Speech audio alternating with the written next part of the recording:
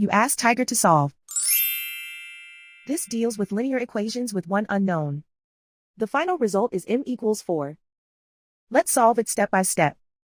Simplify the expression. Expand the parentheses. Simplify the arithmetic.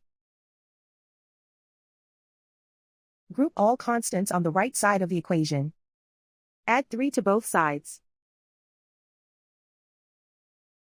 Simplify the arithmetic.